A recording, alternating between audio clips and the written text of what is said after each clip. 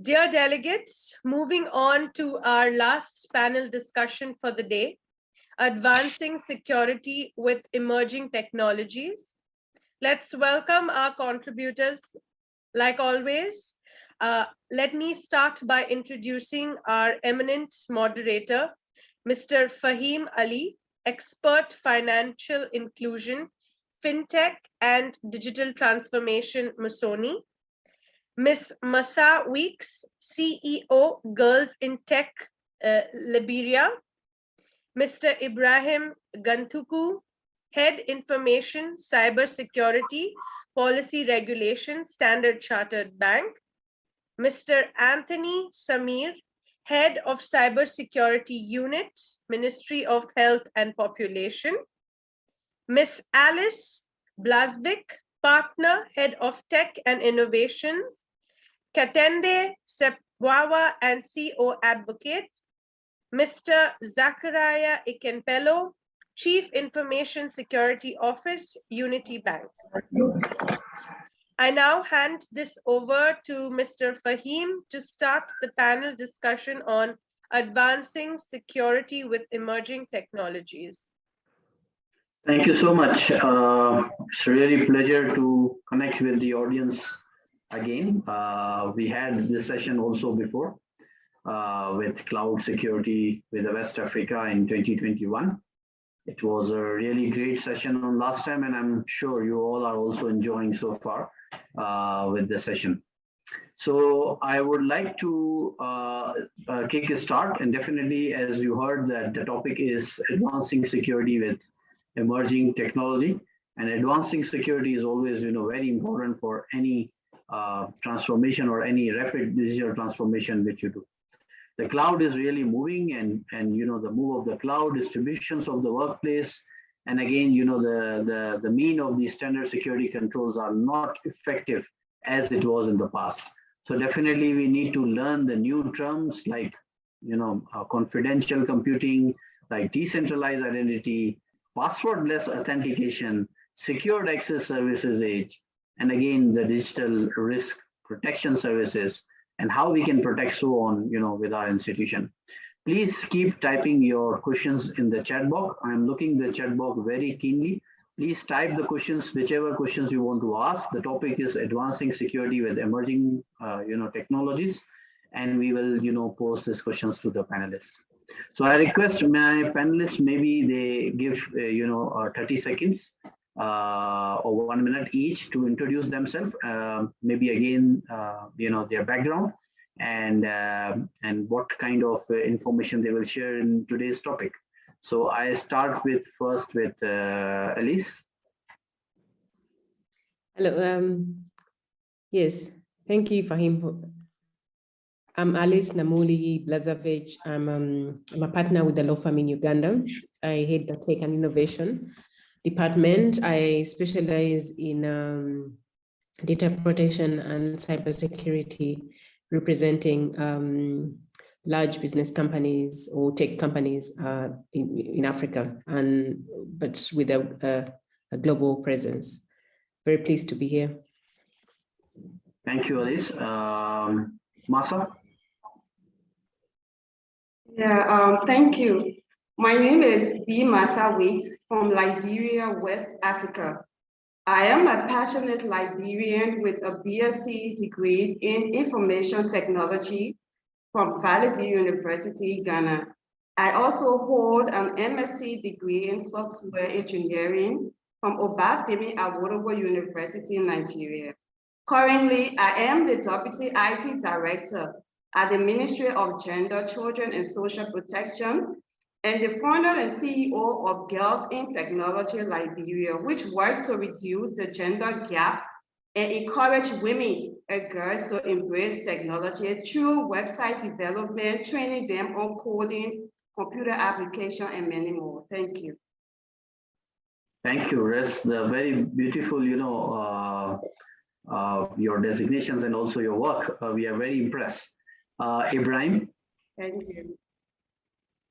Yeah, thanks, Mr. Fahim, for moderating. My name is Ibrahim Gadungu. I am a Kenyan actually living in the UK, working in Standard Chartered Bank. So I currently head up about 50 countries looking at regulatory alignment to our group policy.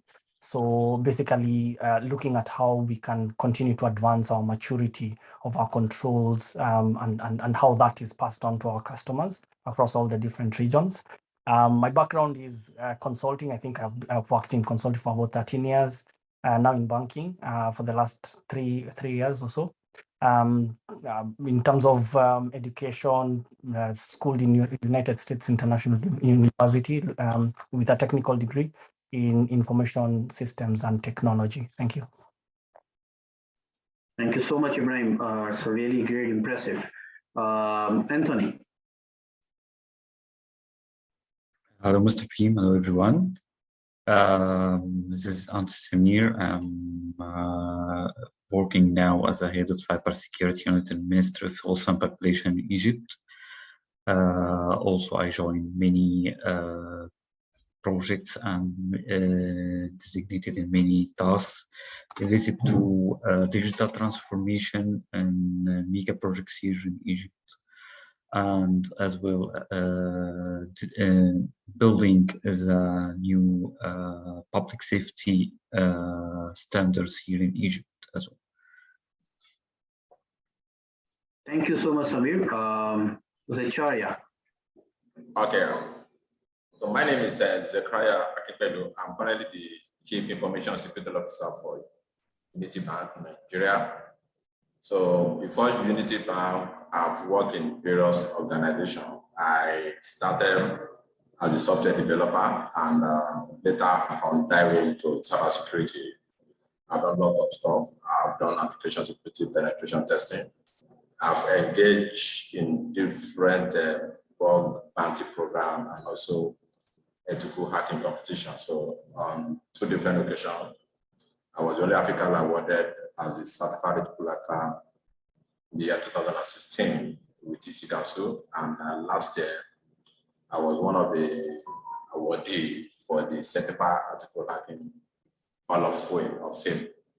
And in my spare time, I work with the various body of knowledge, cybersecurity body of knowledge as an examiner.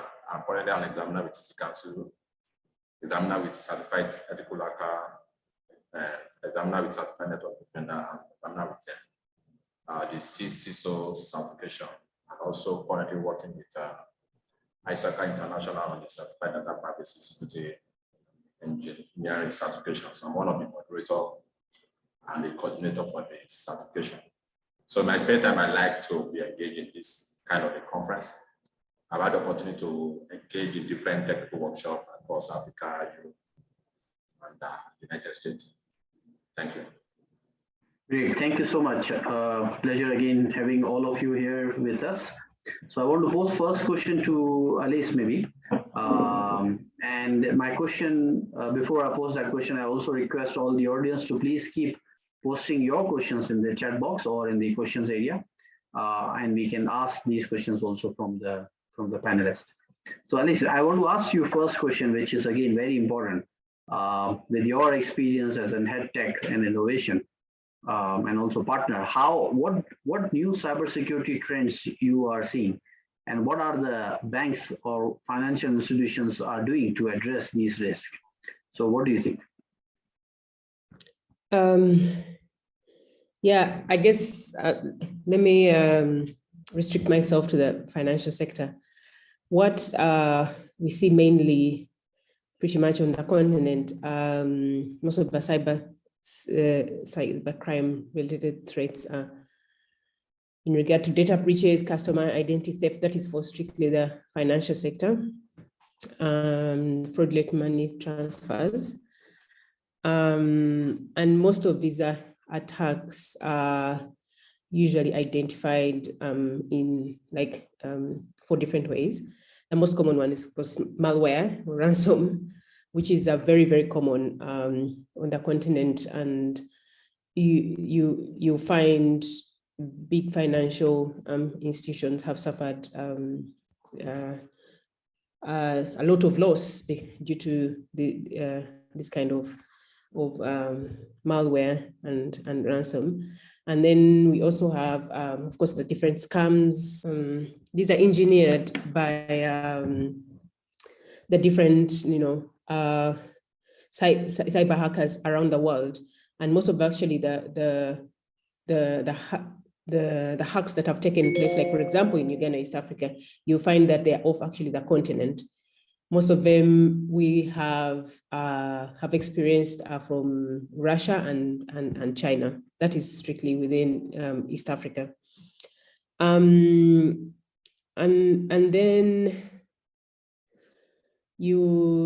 what is also has become also very common in the financial sector is that very few of these attacks have been or data breaches have been reported, because it turns out that every time a financial bank or entity reports this kind of attacks, they suffer some kind of PR, and most of their customers end up actually migrating and moving to other financial institutions. So what has happened in the past is that rather recently is that they're just never reported. And even when they're reported, rather the second reason why they're never reported is that the cost of following up or prosecuting these cases is extremely high. So you find that it has become, even though you invest so much money in carrying out these investigations, is usually in vain. What could financial institutions do, or what are financial institutions doing right now? Most institutions are introducing multi-factor authentications or two-factor authentication. In Uganda, very few banks are using multi-factor authentication. So you have at least some kind of like two devices where you're at least able to authenticate a password. Otherwise, this is like the most common platform which these cyber criminals usually use when they're able to access people's passwords or customers' passwords. The other what do I call it? Something that is actually has become also very common is banks adopting big data analytics, machine learning, and AI. And they're using these emerging technologies to try as much as possible to manage the risk that, of course, they are facing and the vulnerabilities they're facing. This has the risks we note that have increased in the last, I think, 2 years because of course, the pandemic and COVID.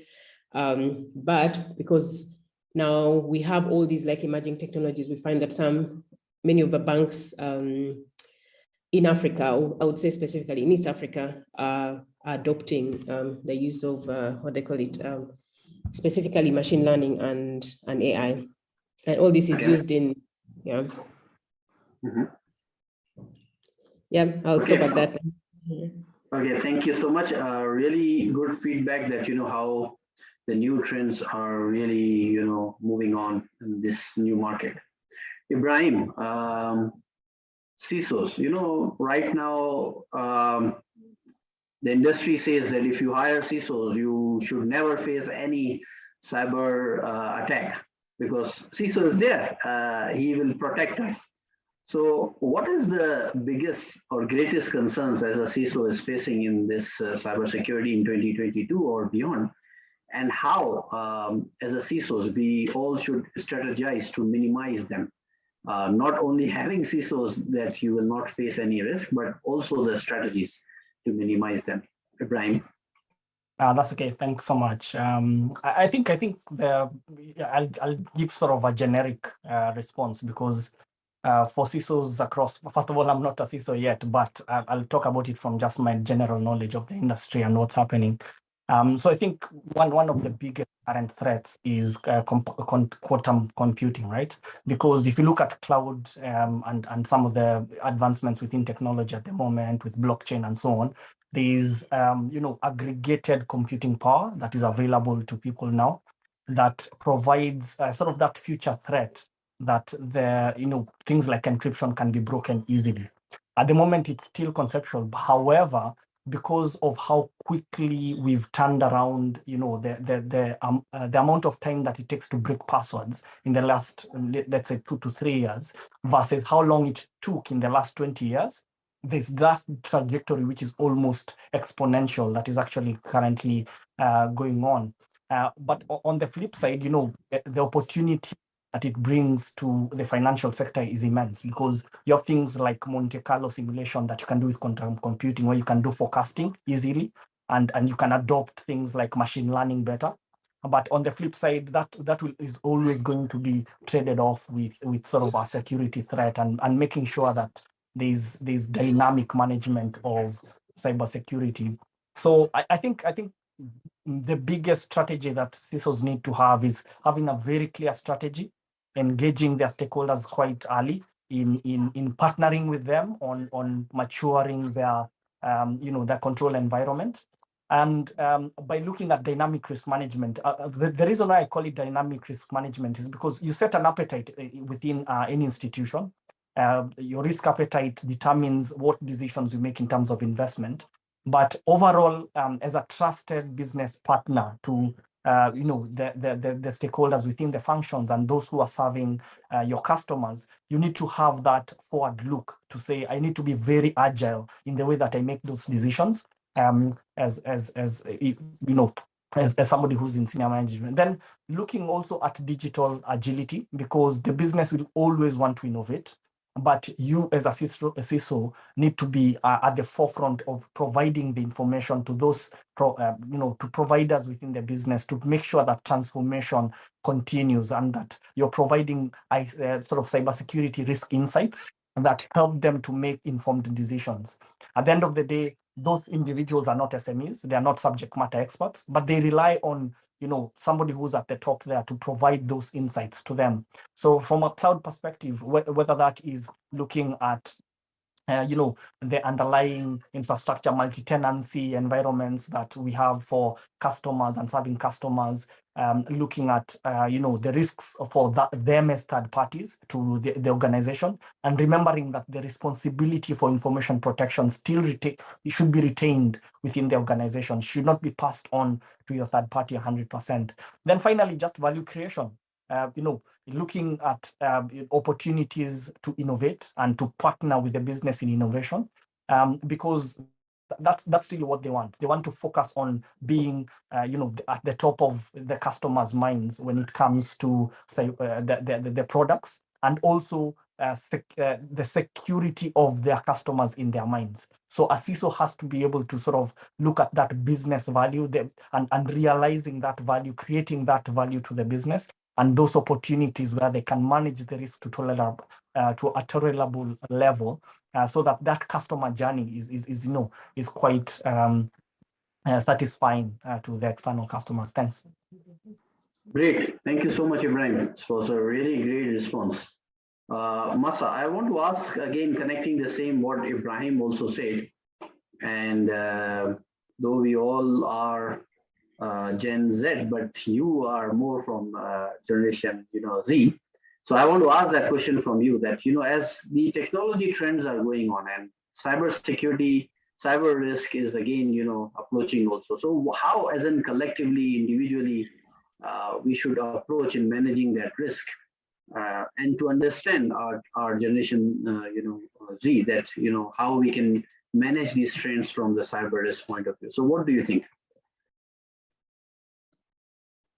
Okay, I would say, that robust security, cybersecurity action needs to be taken now, because technology transformation relied on connectivity, artificial intelligence, computing, and the next generation approaches to security community management. Secondly, I will say the industry and government leaders must drive a set policy actions that will take up security solutions. So the role of the government is to provide safe and secure cyberspace in the country through policies and recommendations in future.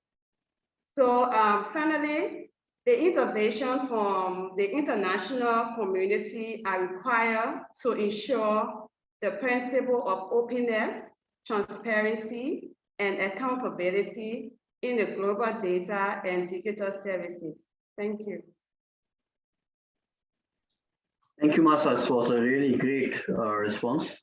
Connecting the same, Samir, what Masa said, that the risk which we need to manage is really important. And once you actually consider any new technology, and definitely you need to consider, because without new technology you cannot survive. You will be outdated. And once you have these new technologies, new applications, you have the basic kind of native securities which is integrated with this. Do you think that this native securities which is integrated are good enough, or we need to think further, one step ahead with this selection of the securities which we are doing? Samir, what do you think? Me as a 71 from the IT experts, preferring, of course, having the best on prep from multiple or hyper technologies to secure their applications. Being a native can be good if you're having a small business or you having a small projects that you are working on. But when we are talking about enterprise or critical applications, then you have to improve your securities. There are no one vendor can provide you with all solutions that you can need or cover all risks from their perspectives. So you have to build a team who can deal with different technologies, understanding them, and of course, knowing how to connect these applications together to get the best solution and the best way to protect the data or their applications. That's why it's very good for enterprise article. However, it will be very hard for small size companies to cover this. Great, thank you so much, Samir, and it was a really on-spot, answer on the question, and well understood also. Acharya, definitely the new emerging technologies are coming, and there is new threats are also there. Number of every day we face, number of issues. It says actually every minute or every second, the financial institutions are being hit by the cyber crimes or the cyber threats. So these are on rise. Definitely says that it will be more, as you see the trend is actually going further higher month by month or even year to year. So what are the emerging cyber trends, technologies to watch out so that we manage them also well in our institutions? So what is your experience in this? Okay, right. So thank you very much for that wonderful question. So based on my experience, and what is happening globally and what is also happening in the financial industry. So you can see that it's very easy for an attacker to steal people's password, either by sending a phishing email, either by phishing, or either by having a physical access. And based on my experience as an ethical hacker, as a penetration tester, password is no longer secure. Leveraging only on password to secure your access is no longer secure, because any access that I have, if I have physical access, whether remote access, any asset that I can, any IT asset that I can access physically, it takes me less than a few seconds, few minutes to crack the password. And more so, even for remote workers, it's very easy for somebody, for an attacker to launch an email, maybe phishing attack, maybe on the target administrator, and in less than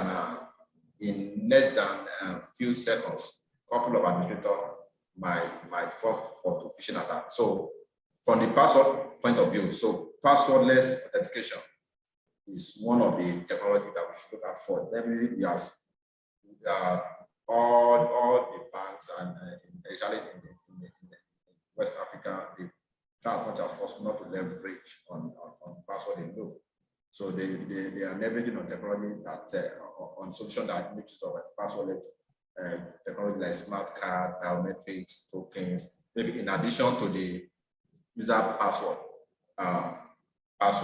Then another technology that we should also look at for is confidential computing. As we all are aware of the privacy and the data security risk, it's very important that your data are encrypted, whether in transit, whether in storage, and all of that.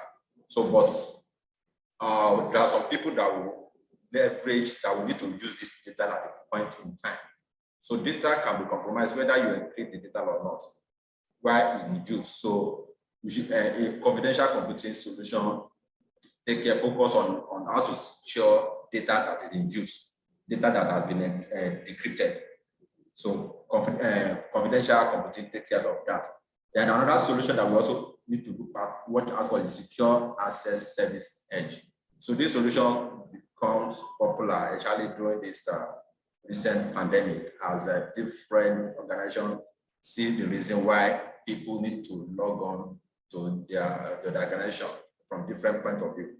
And this kind of solution is SASE, to leverage on the different technology like cloud access secure broker, technology like next generation firewall technology, like, and so it take care of the flexibility of being able to log on to your system anywhere at any time, and an ability to be able to do that in a very secured manner.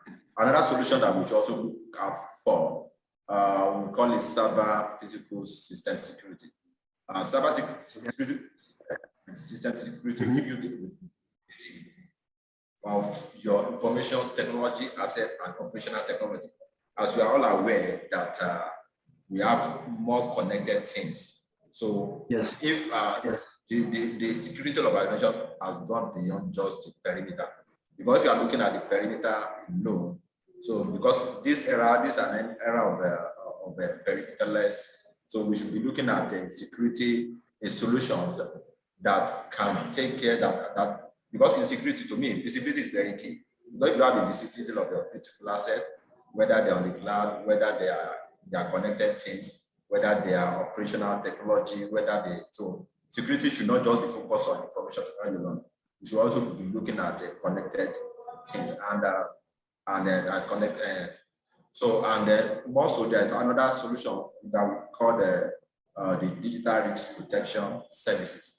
But different vendors, different OEM, they have different terminology. So this solution addresses the data leakages and also has the capability to see what is going on the digital on the web and also on the dark web. So we are all familiar with what is happening on the surface web, internet, all have access to. So this solution, digital risk protection, gives you the visibility of what is happening, of where your company name is being mentioned. Maybe there is a threat of maybe a malicious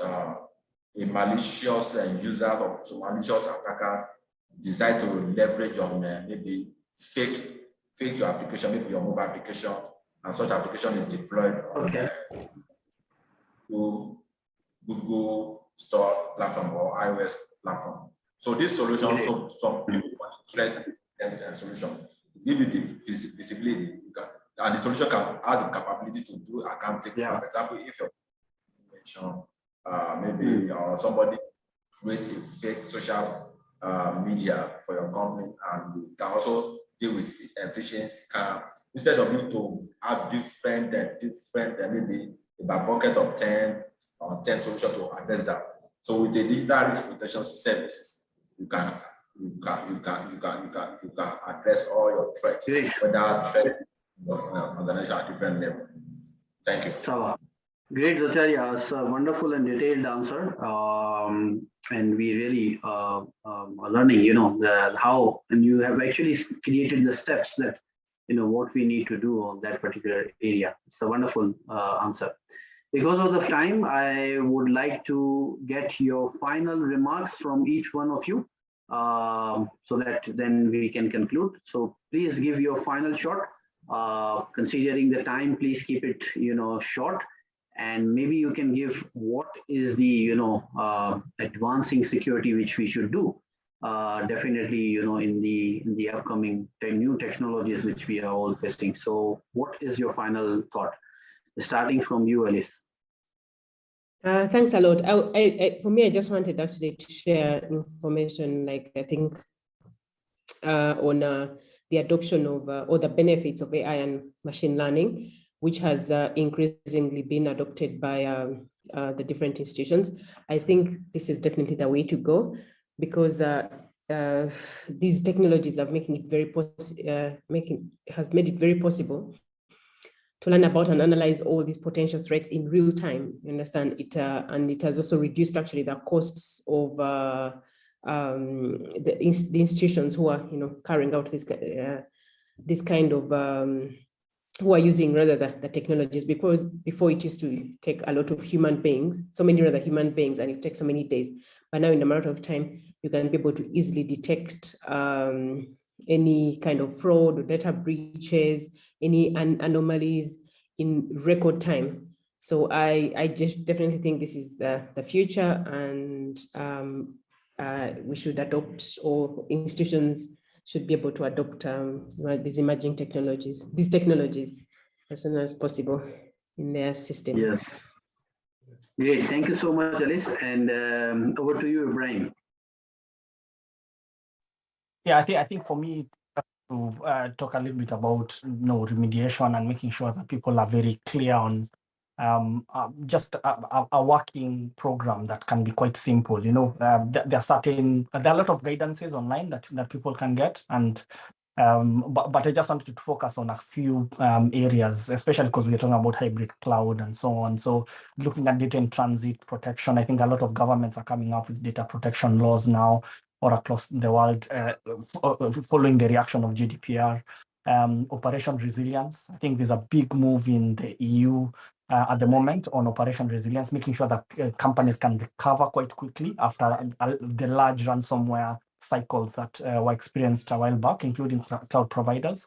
And now, there's a move also towards, supply chain management and security, to make sure that, you're not getting that external risk into your organization, and protecting sort of external interfaces, making sure that you have secure administration, auditing your users, using secure services and so on. And I really like, what my previous I think speakers just mentioned, that we need to look at also innovation. I think Alice mentioned that we need to look at innovation, machine learning, and the opportunities that it can bring to institutions around, because that does present opportunities that you can partner with the business and actually make the customer experience for any services that you offer to your customers much better. So that's my parting shot for now. Thanks. Thank you so much, Ibrahim. That's a wonderful message to all the audience. Masa, what do you think? What is your parting shot? So, today technology is progressing faster than ever before. So I think data needs to be protected through the integration, policy, new technology. Yeah, so that's what I think. Great. Thank you so much, Masa. Yes, that's true. Samir, what is your final thought?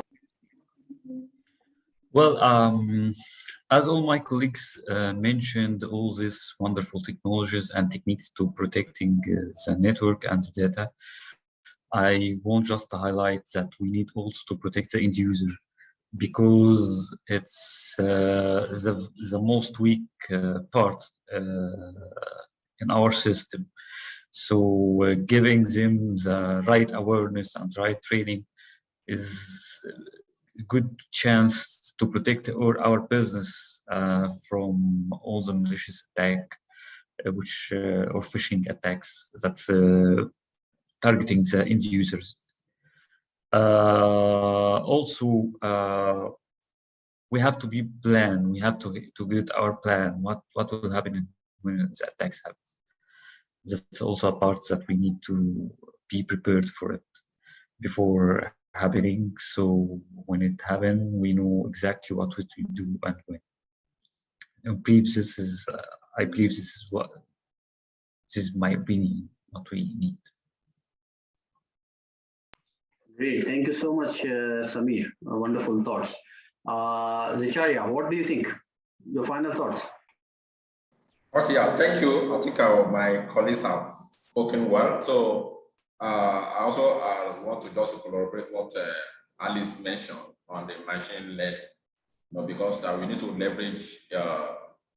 leverage on artificial intelligence and machine learning, especially whenever I want to do the protection. So one of the applications of machine learning is the user entity behavioral analytics. So user behavioral analytics is a model that look at the human behavior and machine within the network. For example, the modern anti-malware solution doesn't just leverage on the behavioral analysis alone. They look at they look beyond what a typical file can be. For example, if a particular file is trying to write to registry, whether the signature exists or not. So the modern system is supposed to know that, okay, this is not a normal behavior, this is an abnormal behavior. Or let's presume that an entity is subject, maybe an application or somebody log on, maybe an administrator that normally log on to system between Monday to Friday at the hours of 9 a.m. to 5 p.m. Try to log on to the same system around 2 a.m. Maybe 2 a.m. on Saturday or Sunday in a different region. So this machine, so if you leverage on machine learning, because machine learning has the capability to register the behavior of human entities and the application. So if there's anything that goes beyond normal, so based on that behavioral pattern, so a user entity behavioral analytic has this capability to know, to differentiate normal behavior and abnormal behavior. So I think it's high time that different OEM leverage on that user entity behavioral analytics. So many OEM have been doing so very good work, like the actually OEM on SIM, OEM on EDR, the extended detection response, and different OEM. They've been trying to do so many work, but I think we should leverage on those machine learning capability and on those artificial intelligence capability. One of those applications is user entity analytics. I hope that if we leverage on that, we would protect our nation better. Thank you. Thank you so much. Wonderful thoughts from all the panelists. Definitely, as the topic says, we really need to fight or flight. Change isn't always easy. As the new technology comes, the change always comes with that. Even though we all agree it is a part of the life, many of us perceive it as a lion-sized threat and then triggers out the fight to flight reaction.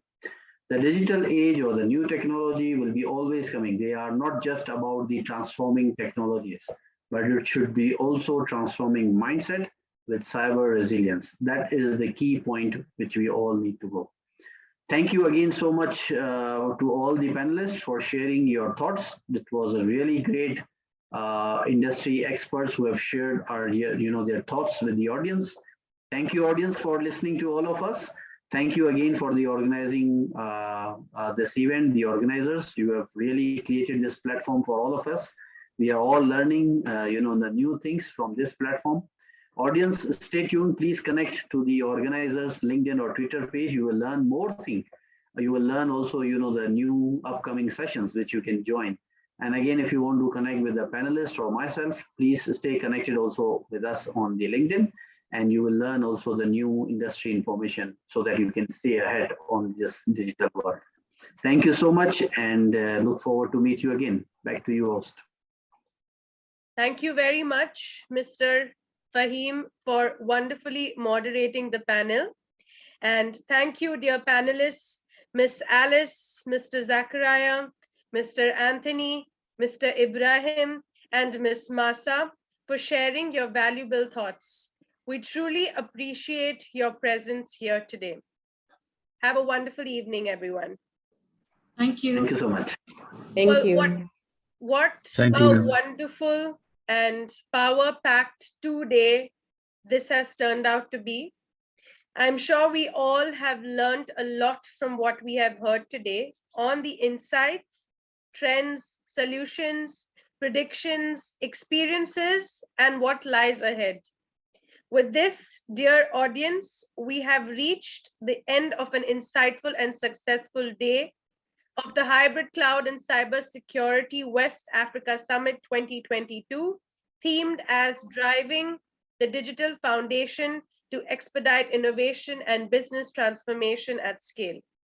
The entire team of TREX event is thankful to our eminent guest of honor, Dr. Agu Collins, Director of Research and Development Department, National Information Technology Development Agency, our esteemed keynote speakers, eminent panelists, our prestigious summit sponsors, IBM Active Edge, Microsoft, SUSE, and Manage Engine.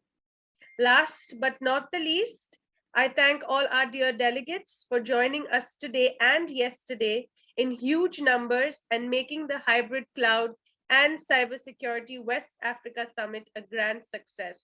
Until next time, have a great evening and stay safe. Stay safe. Bye for now, everyone. Thanks for joining. Thank you. Thank you.